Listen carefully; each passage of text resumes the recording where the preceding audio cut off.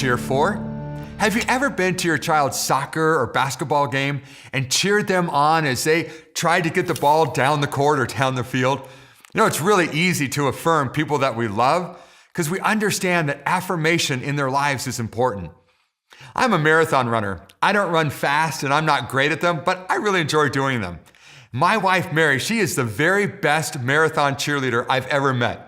The night before the run, she'll map out the course and then she'll map out her own course to make sure that she can see me multiple times. As a matter of fact, it's not uncommon for her to see me 6 or 8 times during the marathon course. And every time I turn the corner and I see her smiling face, it just propels me to keep running.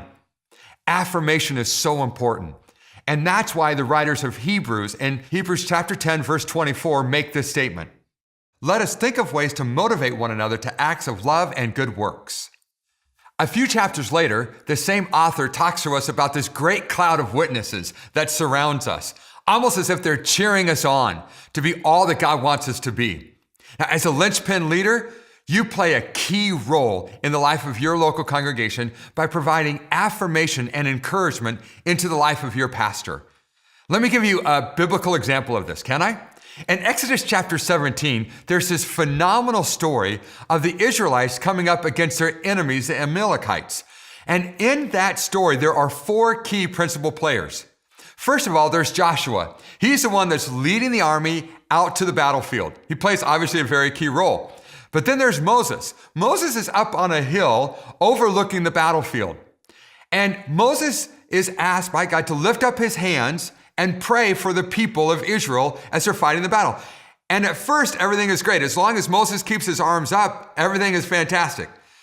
Well, I don't know if you've ever done what I'm doing right now, and it's something to do it for, 30 seconds or 90 seconds. This is another thing when, oh my goodness, I'm trying to do it for like 20 minutes and then a half an hour and 45 minutes. And eventually, Moses' poor arms got tired. And so he put them down.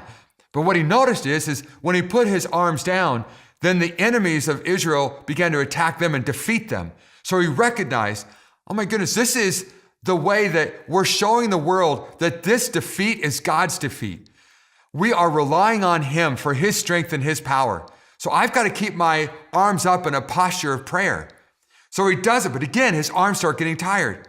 So that's when the other 2 key players in this story come out to play their role. And that's Aaron and Hur. And all they do is they come alongside Moses and they help hold his arms up. And as long as they provide that support, that help, and as long as Moses' arms are up, then hey, Israel wins. Now that's a key picture of the role that you play. As a linchpin leader, you are the Aaron, you are the Hur that comes along your pastor and provides support for them publicly, privately, and personally. We have several values that are ingrained in our board. Things like the pastor protects the vision and the board protects the pastor. Or things like the board represents the pastor's leadership to the congregation. They do not represent the congregation of the pastor. Well, I remember a time when a board member was a hindrance to the church moving forward. We had secured land to expand the church, and that year we expanded the board. We added a guy who was from a previous Wesleyan church. He'd been with us for a couple of years, and he had really become a wonderful lay leader. He's much older than the rest of us, but we valued his years of experience. Well, when he got on the board, we watched his demeanor change. What we discovered is that when he was serving as a lay person, his demeanor was, I'm here to serve the pastor. When he got elected to the board, his demeanor was, I'm here to protect the church from the pastor. As if to say, well, pastor, I'm supposed to be your boss, hold you accountable. And I serve on behalf of the church to make sure you don't misuse leadership, which curiously was pointed out by another as him misusing his leadership. Well, instead of the board being able to invest our time in how to use the land, how to get to the next building and reach more lost people, we had to deal with suspicions and antagonisms as meetings went downhill from there. This person wanted to question motives and decisions already made, and the board was spending more time in a swirl of drama than leading forward. It was really a sad time for me and for all of us. We had to help him off the board. And as you might expect, he left the church. It cost the church even more when he left because he spilled gossip and slander and misrepresented what happened in the meetings. It cost us great grief, kind of like the 10 of the 12 spies who came back from the promised land full of their fears. Now, of course, it would have been worse to leave him on the board and let his sincerely misguided view of being a board member derail our mission to reach lost people. And it's tough when someone sincerely sets themselves up as a dysfunctional church boss. That can be a real loss. So what does it look like to support our pastor publicly? Well, there are a lot of ways that we can do that. One of which is we can make sure that we have their back, that we support them and help them and defend them in any way that we can. Another thing that we can do is that we can go on stage with them. A few of us, doesn't have to be the whole team, but a few of us can go on stage with them whenever difficult news has to be shared with the congregation. And by doing that, what we're saying is, this is not a decision that the pastor made just in isolation. This is a decision that we made together. We discerned this together as a leadership discernment community, and now we're sharing it with you. And that shows solidarity. It's an awesome thing.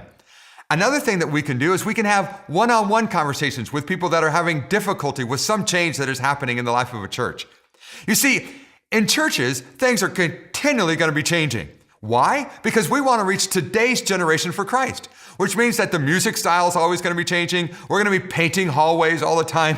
We're going to be adding cafes to the foyer. And all those things are just changes. Now, the problem with change is that nobody likes change. As a matter of fact, we all love the idea of change, but no one actually likes change when it happens. I heard an author say one time, nobody likes change except a baby, and even they cry when their diaper's being changed. So how do we help people? We can sit back and just watch an emotional train wreck happen right in front of us, or we can be proactive and take someone to coffee or take them to have a Coke, and we can help them work through the change process. We can hear their heart and spirit, and then after we've done that, we can share with them why the decision for change was made. So those are ways that we can help publicly our pastor and support them in that way. Now, what are some ways that we can do that privately? Well, I'll tell you this much. When a pastor comes off stage from preaching a message, the person that they tend to care about the most as far as how they did in receiving feedback is their spouse if they're married. The second most important people in their life when it comes to critiquing or encouraging them as far as a Sunday morning message is concerned is the people that are their linchpin leaders, the people who serve on their governing board. It really does matter what you think. And so texting them or going up afterwards, it's not like everyone has to go up and give them a high five as they come off stage every Sunday. I'm not talking about ridiculous things, but although you can do that once in a while if you want to, but just texting them or just calling them or writing them an email and just saying, you know what, that message that you gave earlier today or yesterday was just so compelling. I was so proud of you. Or maybe you write them after a board meeting and you just say, you know what, the way that you handled that board meeting, the way that you provided leadership was just so awesome. You led us so well, and I'm just so blessed and privileged to be led by you. Another thing that you can do is when a difficult decision has been made or a difficult season in the life of a church is beginning to end, you can go to them and say, I'm so proud of you for how you have well led through this season. Thank you so much for leading our church. Another way that you can do it is just by praying for your pastor and then letting them know that you're praying for them. Maybe you text them on Tuesday morning and say, hey, I'm assuming you're writing your message for Sunday. I'm just praying that God anoints you during this preparation process. Or maybe you write them a couple of days later on Thursday or Friday and just say, hey, I've been praying for your family this week. Just want you to know that I'm covering you in prayer. Those are all different ways that we can support our pastor in very private ways, but it means so much. Now, let me give you a third way, and this is how we can support them personally. One of the ways that you can support your pastor personally is by being as generous as you possibly can be when it comes to their compensation package. Now, the Bible makes it very clear that we are to be as generous as possible. As a matter of fact, Paul, when he's writing his protege, Timothy, says to him in 1 Timothy chapter 5, verse 17 and 18, these words, elders who do their work well should be respected and paid well, especially those who work hard at both preaching and teaching. For the scripture says, you must not muzzle an ox to keep it from eating as it treads out the grain. And in another place, those who work deserve their pay. Pay your pastors the very best you can. Don't be stingy. Often I've had governing boards come to me and ask me, Chris, we want to pay our pastor in a fair way. Matter of fact, we want to be generous to them. We just don't know what benchmarks to use. Well, that's a very fair question. You need to know that there are clergy compensation handbooks out there that you can make yourself available to help you judge how you should be paying your pastor. Another benchmark that I often encourage people to use is, what is the high school principal in our community making? What is the superintendent of schools in our community making? And kind of use that as a benchmark to pay your pastor. Every year, as you review their compensation package, make sure that it's an affirming time, an encouraging time for them. And that will so bless them. That's one of the ways that you can help them personally. Another way is to make sure that they're taking their vacation time. Matter of fact, you might even want to help with that. Maybe you have a cabin that you can make available to them. Now, make sure that you ask your pastor what it is that breathes life into them and give them something that, if you can, give them something that would actually breathe life into them. For instance, I'm not a big camper, so to give me a week at a campsite isn't going to breathe life into me, but it might for your pastor. And if you can make that available to them, great, do it. A third way that you can support them personally is to make sure that your church has some kind of sabbatical policy in place so that every 5 to 7 years, your pastor can take a sabbatical. Now, I know as soon as I use that word that there is confusion in some people's minds, angst in other people's minds. I think it's just a common way to respond by saying, well, I don't get a sabbatical, so why should our pastor get a sabbatical? Well, let me help with that. First of all, think of what a pastor does week in and week out. They have to prepare a message. They have to prepare a worship service every week. They're counseling people. They're trying to help in people's crises, whether it's a death of a loved one or divorce they're going through. And what happens is that those kinds of things end up going into a pastor's soul. And because they have to keep them confidential many times, they just sit there, they rest in there, and they add weight to your pastor's soul. And there are times when a pastor just needs to get away for an extended period of time and allow their soul to be refreshed by the person of Jesus.